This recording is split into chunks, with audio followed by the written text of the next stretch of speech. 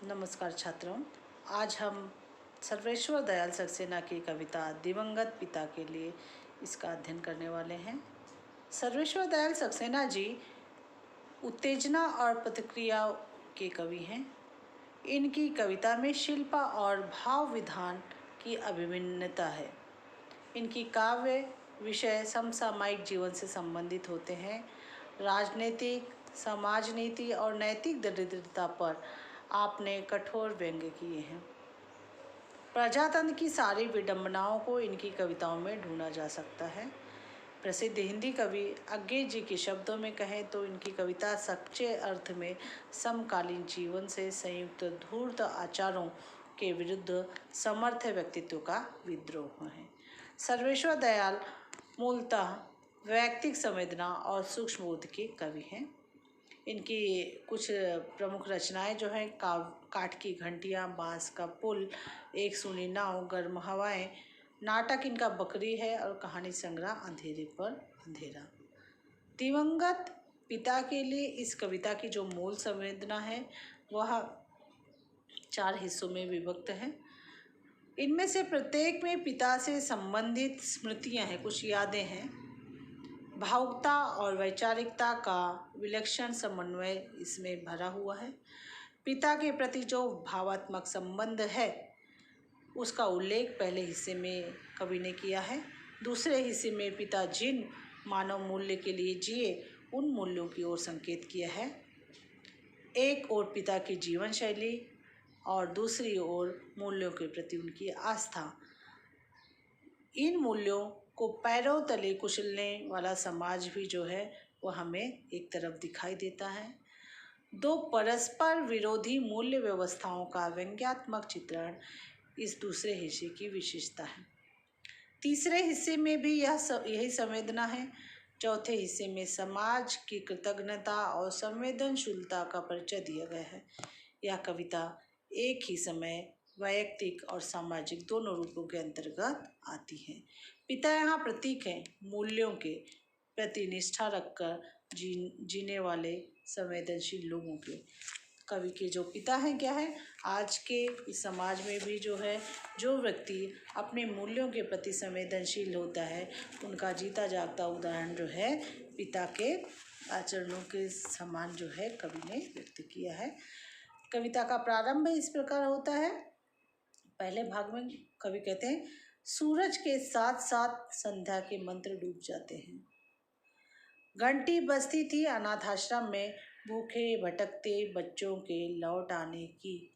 दूर दूर तक फैले खेतों पर, धुएं में लिपटे गांव पर, वर्षा की भीगी कच्ची डगर पर जाने कैसा रहस्य भरा करुण अंधकार फैल जाता था। और ऐसे में आवाज़ आती थी पिता की, तुम्हारे पुकारने की।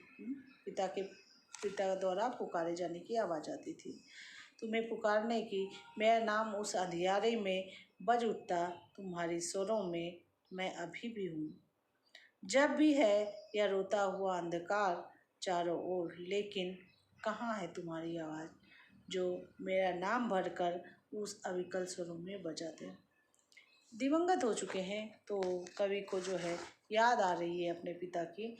हाँ, और कवि क्या कह रहे हैं कि जिस प्रकार सूरज के साथ साथ संध्या के मंत्र डूब जाते थे और जब शाम हो जाती थी तो अनाथ आश्रम में घंटियाँ बजने लगती थी कि जो बच्चे हैं सबको जैसे 7 बजे के बाद घर के अंदर आ जाना है, तो उसी प्रकार वहाँ पर घंटियाँ बज जाती थी और उन्हें क्या है अपने अपने हॉस्टल में अपने अपने घर में आ जाना था, अनाथ आश्रम में अपने कमरे में जाना था। तो उस समय भूखे भटकते बच्चों के लौट आने पर दूर दूर तक फैले खेतों पर धुएं की लिपटे गाँव, धुएं में लिपटे गाँव का तात्पर्य शाम का समय हो गया था। शाम हो जाती है तो लोगों के घर में क्या है खाना बनने लगता है।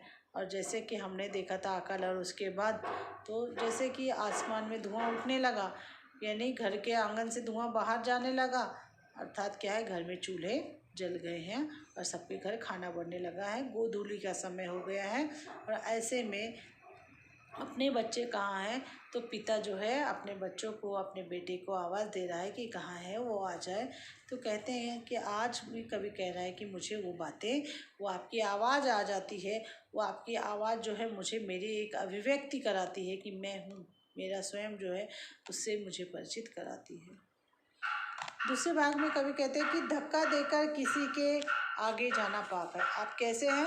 आप बड़े ही निष्ठावादी, ईमानदार, कर्तव्यनिष्ठ थे हम, और ईमानदारी से जीवन जिया, और आपने हमेशा हमेशा हमें क्या सिखाया कि धक्का देकर आगे जाना किसी को पाप है। अतः तुम भीड़ से अलग हो गए। पिता को कहते हैं कि आपने कभी जीवन में किसी को धक्का नहीं दिया, आगे नहीं गए, इसलिए आप क्या है, भीड़ से अलग हो गए, क्योंकि इस दुनिया में इस समय क्या है, होड़ लगी हुई है लोगों को आगे जाने के। अतः तुम भीड़ से अलग हो गए। महत्वाकांक्षा ही सब दुखों का मूल है। इच्छा, आकांक्षा, महत्वाकांक्षा ही क्या है, सब दुखों का मूल है। इसलिए तुम जहाँ थे वहीं बैठ गए। संतोष परम धन है। हाँ, जब शांति है, संतोष है, आदमी को जो है उसी में रहने के लिए खुश है, तो आपने वो संतोष परम धर्म वाला मत जो है, मंत्र जो है, उसे जी लिया। हाँ, इसलिए मानकर तुमको सब कुछ लुट जाने का, सब कुछ लुटा दिया आपने, क्योंकि आपने शांति, संतोष जो है वो ग्रहण कर लिया, और ये मानकर आपने आपका सब कुछ लुटा दिया। पिता, इन मूल्यों ने तो तुम्हें अनाथ, निराश्रित और विपन्न ही बनाए। जो आपने संतोष धर्म अपना लिया, इसके कारण क्या है, आप न हमेशा निराश्रित रहे, महत्वाकांक्षी नहीं हुए। हाँ, इसके कारण क्या है, आपको क्या है, आप अनाथ हो गए, निराश्रित हो गए। विपन्न यानी संपन्न का विरोधी विपन्न, यानी गरीब रह गए। तुमसे नहीं, मुझसे कहती है मृत्यु के समय तुम्हारे निस्तेज मुख पर पड़ती वह क्रूर दारुण छाया। आपकी मौत के बाद जो आपके मुख पर क्रूर दारुण मौत की जो छाया थी, वो मुझे ऐसा दिखा दे रही कि आपको क्या है, विपन्न बना दिया है आपकी इस ईमानदारी ने।